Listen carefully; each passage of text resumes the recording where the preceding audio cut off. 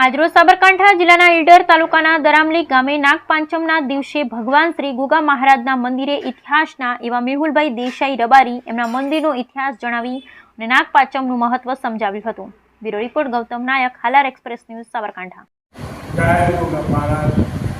આ ગુગા મહારાજ મંદિરમાં ગુગા મહારાજને અમારી પેઢીઓથી પૂજાય છે.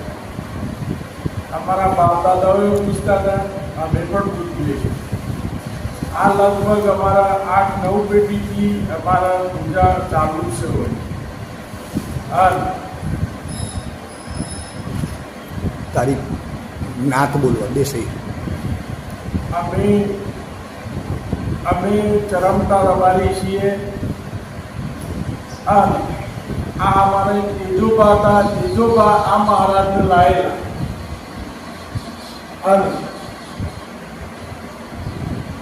આ તેજોબા વડનગરના હતા અને અમે વડનગરથી અમારા તેજોબા નીકળી અને અહીંયા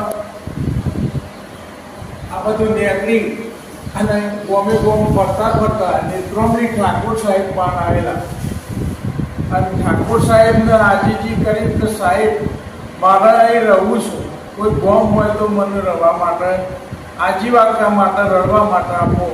એ દિવસે ઠાકોર સાહેબે આ દરમલી ગોમની વાણી બનાવેલી હતી.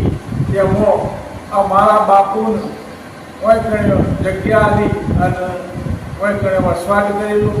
એના હાથી આ ગોગા મહારાજ અમારા હાથી વસવાટ કર્યું અને આજે અમારા આખા ગોમથળાનું મહારાજ થઈને અહીંયા પૂજાય છે. જય ગોગા મહારાજ.